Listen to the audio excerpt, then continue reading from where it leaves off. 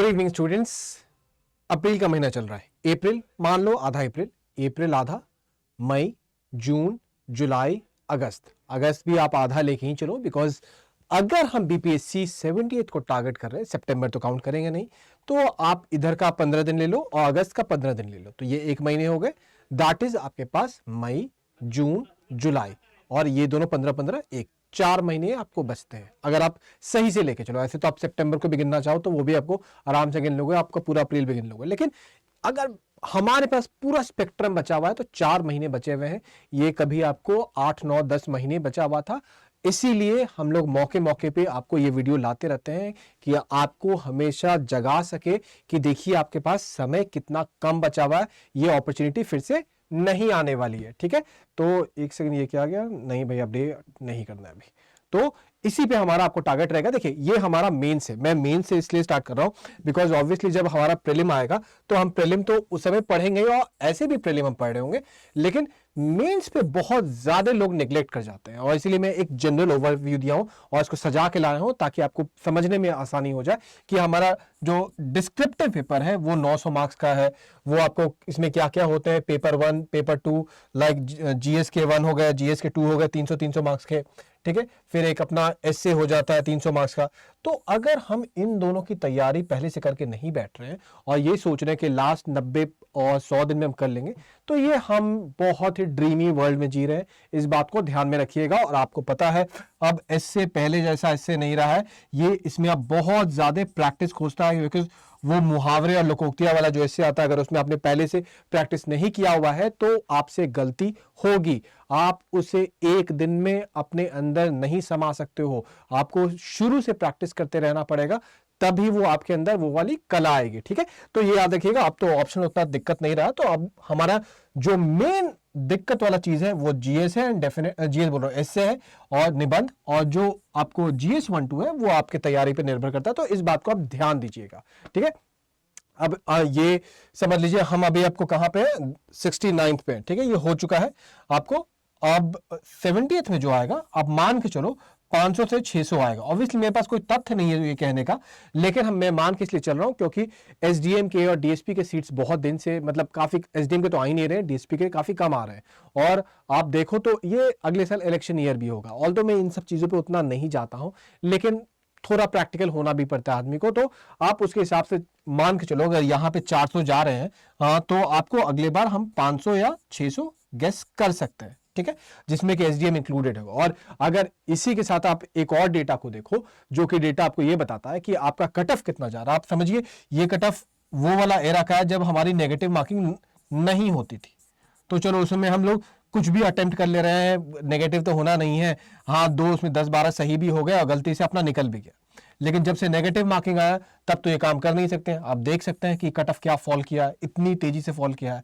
अब इस बार तो क्वेश्चन भी टफ आए हैं, तो इसीलिए अगले बार जो आपका एग्जाम होने वाला है क्वेश्चन टफ भी आएंगे, एंड फिर भी आपका कट ऑफ आपको पता चलेगा 100 चला जा रहा है।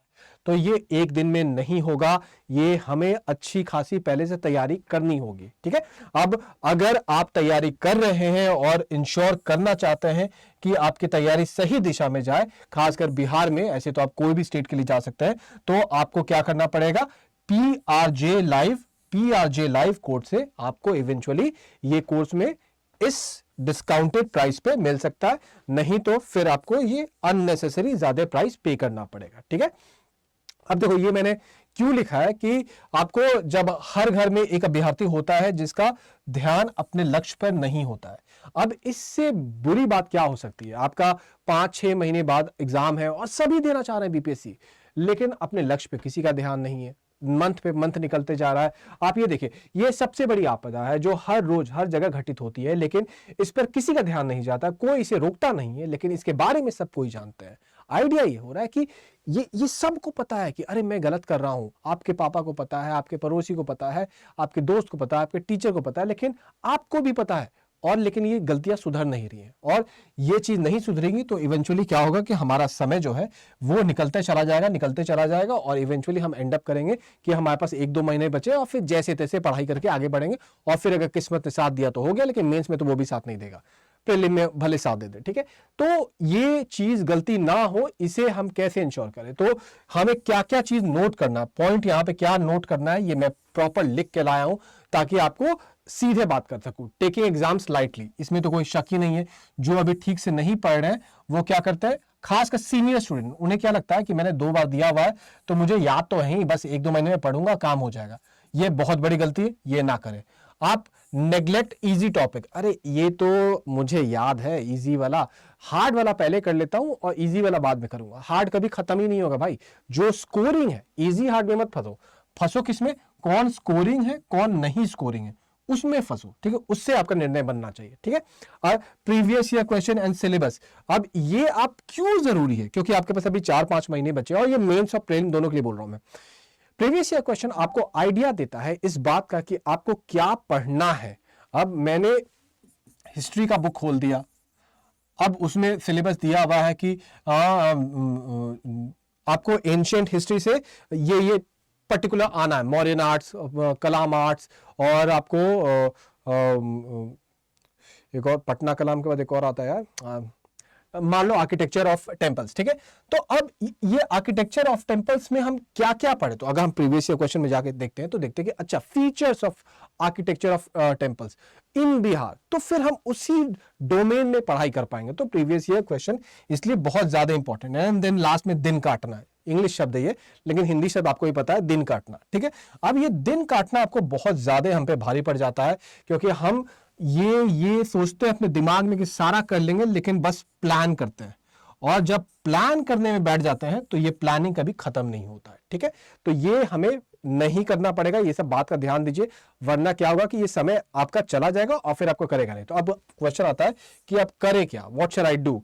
सबसे पहली बात, अपने रिसोर्सेस को जमा करिए, एज इफ लाइक, ये नहीं बोलना कि इस बुक की तरह जमा करिए कि नहीं ये बुक मैं नहीं पढ़ूंगा, अननेसेसरी है, ये फालतू नोट्स है, नहीं मैं ये नोट्स नहीं खरीदूंगा, मैं बस 1, 2, 3 ये जो टोटल कलेक्शन है मैं इसी से पढ़ने वाला हूं, इससे मेरा काम चलेगा, ठीक है। तो ये पहला काम किया आपने, रिसोर्सेस कलेक्ट किया। फिर दूसरा, हैंड रिटन नोट्स। अब आपको भले मार्केट में 50 नोट्स मिलते हो, सब कुछ बना बनाए मिल जाए, जब तक आप उसको अपने शब्द में नहीं लिखिएगा आपको वो याद नहीं होगा। ये इसका इंपॉर्टेंस क्या है, आपको अपने शब्द में लिखना है तभी याद होगा। टेस्ट सीरीज याद कर लिया, अब आपको कैसे पता कि आपने जो याद किया है ये आप हैं, ठीक है। आपको कैसे पता है कि ये मैं हूं, मैं एज ए स्टूडेंट बोल रहा हूं, मैं अभी मान लो टीचर नहीं हूं, या चलो आपका कोई दोस्त है, ये आपका दोस्त भी है, इसने भी कुछ याद किया। अब आपको कैसे पता कि आपका ये लिखा हुआ ज्यादा अच्छा है कंपेयर टू इसमें। एग्जाम का तो यही परिभाषा है ना कि आपका इससे अच्छा होना पड़ेगा। तो ये कैसे तय होगा, ये तय होता है टेस्ट सीरीज से। तो इसको अगर आप नहीं लिखिएगा तो एक तो इसकी काम होती है कि कंपैरिजन, दूसरा कि आपका मेमोरी भी बनाता है, तो इस चीज में आपको हेल्प करेगा।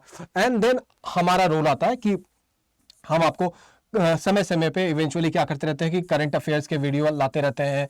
फिर जैसे मैंने अभी आपको स्टार्ट किया है कि साइंस के आपको मैं क्या करने वाला हूं कि सारे जो इंपॉर्टेंट चैप्टर्स होते हैं उसका मैं क्या कर रहा हूं, 10 से 15 मिनट पहले शुरू के वीडियो में मैं क्या करता हूं, यूट्यूब पे करता हूं कि आपको मैं उसका रिवीजन करवाता हूं, फास्ट रिवीजन, कि जो जो इंपॉर्टेंट तथ्य है उस चैप्टर के वो रिवीजन हो जाए। फिर उस पर हम लोग 30 से 40 MCQ उसी वीडियो में प्रैक्टिस कर ले, ताकि हमारा यहाँ पे कॉन्सेप्ट भी रिवीजन हो गया और यहाँ पे हमारा MCQ रिवीजन हो गया। तो ये हमारा एक रोल है। वैसे ही हमारे आपको डिफरेंट हो सकते हैं, आप हमसे मेंटर से बात करते हैं, आप पूछते हैं कि सर ये मैं कर रहा था लेकिन अब ये गलती हो रहा है, तो कुछ भी इस टाइप से। तो आप जब इंटरैक्ट करते हैं तो आप इवेंचुअली सही दिशा में जाते हैं, ठीक है। तो ये ध्यान रखिएगा। और ये फाइल मैं आपको PRJ लाइव पे शेयर करूंगा, और ऐसे बहुत इंपॉर्टेंट, जैसे मैंने जो अभी आज मैंने विटामिन पे क्वेश्चन करवाया है, तो वो विटामिन वाला भी फाइल मैं इसी पे शेयर करता हूं, जिसमें 50 MCQ मैंने शायद प्रैक्टिस करवाया और बेसिक बहुत सारे ट्रिक दिए और समरी दिए, वो आप यहां पे जाकर देख सकते हो। तो ये ध्यान रखिए, ये करना हमारे लिए बहुत इंपॉर्टेंट है। अदरवाइज ये 3-4 महीने कैसे निकल जाएंगे, फिर 2 महीने बचेंगे, फिर मैं कितना भी बोल दूं, और मैं बोलूंगा कि अभी भी 2 महीने बचे हैं आप पढ़ लो, लेकिन सच्चाई तो नहीं बदलेगी ना। 4 महीने कभी भी 2 महीने कभी भी 4 महीने नहीं बनेंगे। तो जाग जाओ अभी भी, और अभी भी अपना पढ़ाई को सही तरीके से चालू कर दो।